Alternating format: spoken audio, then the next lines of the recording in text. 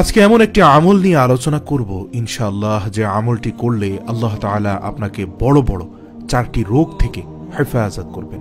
প্রিয় দর্শক, নবী করিম সাল্লাল্লাহু আলাইহি ওয়াসাল্লাম বলেছেন, যে ব্যক্তি ফজরের পর এই দোয়াটি পড়বেন ওই ব্যক্তিকে আল্লাহ তাআলা বড় বড় 4টি রোগ হতে হেফাজত করবেন। যে কোনো রোগ শোকে আল্লাহ রাব্বুল আলামিনের তরফ থেকে আসে পরীক্ষা স্বরূপ, আবার মহান আল্লাহ রাব্বুল আলামিনের হুকুমে তার সাহায্যেই আমরা রোগ থেকে মুক্তি পাই। আল্লাহ তাআলা পবিত্র কোরআনে বলেছেন, এই কোরআন মুমিনদের অন্তরের জন্য রহমত ও সকল রোগের শেফা। সুতরাং আসুন সেই 4টি রোগ সম্পর্কে আমরা জেনে নিই, যে 4টি রোগ থেকে আপনি মুক্তি পাবেন এই আমলটির মাধ্যমে। 1. পাগলামি। যদি কারো মেন্টাল সমস্যা হয় অথবা কোনো জিনিস ভুলে যায়, স্মরণ শক্তি কম, মনে থাকে না, মোট কথা ব্রেনের সাথে সম্পৃক্ত যে কোনো সমস্যা হোক না কেন, উক্ত আমল করলে উহা হবে না। সুবহানাল্লাহ। আমরা আজকে বাংলাদেশের অধিকাংশ যুবক, মধ্যবয়সী, বৃদ্ধ মানুষ, এমনকি ছাত্রছাত্রীরা পর্যন্ত এই ভুলে যাওয়ার রোগে আক্রান্ত। এর মূল কারণ হচ্ছে অ্যান্ড্রয়েড মোবাইল ফোনে অধিক পরিমাণে সময় ব্যয় করা। এটি আমাদের স্মরণ শক্তি 50 ভাগের মতো লোপ করে ফেলে। দ্বিতীয় রোগটি হচ্ছে চেহারার আকৃতি নষ্ট হয়ে যাওয়া। যেমন অনেকেরই চামড়া একেবারে সাদা হয়ে যায়, চেহারার আকৃতি অনেক খারাপ হয়ে যায়, অথবা কখনো কখনো চেহারাতে পিম্পল বা ব্রণ অথবা শ্বেত রোগের মতো বিভিন্ন ধরনের রোগ হয়, যার কারণে চেহারার আকৃতি নষ্ট হয়ে যায়, অথবা চেহারায় কালো দাগ পড়ে যায়, অথবা বয়সের দাগ পড়ে যায়। মোট কথা শরীরের চামড়া সম্পর্কিত যত রোগ আছে, সেটা কুষ্ঠরোগ হোক না কেন, আমলটি করলে উহা হবে না। সুবহানাল্লাহ। তৃতীয় নম্বর হচ্ছে অন্ধত্ব। চোখের দৃষ্টিশক্তি নষ্ট হয়ে যাওয়া অথবা চোখের দৃষ্টিশক্তি কম হওয়া।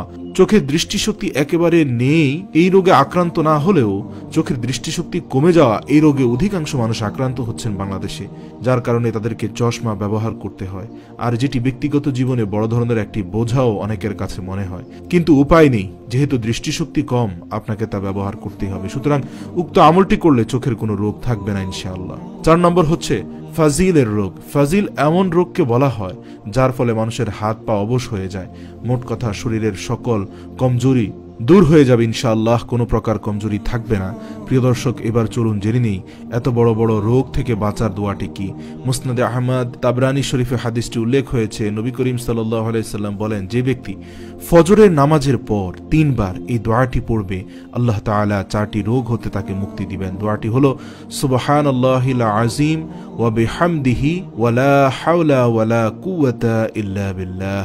প্রিয় দর্শক, আমি আবারও দোয়াটি পড়ছি, সুবহানাল্লাহিল আযীম ওয়া বিহামদিহি ওয়া লা হাওলা ওয়া লা কুওয়াতা ইল্লা বিল্লাহ, যার অর্থ হয়, আমার পূত পবিত্র রব মহান, শ্রেষ্ঠ, আমি তার প্রশংসা করছি। হে রব, আপনি আমাকে ক্ষমা করে দিন। আপনি ব্যতীত ইবাদতের উপযুক্ত আর কোনো স্রষ্টা নেই।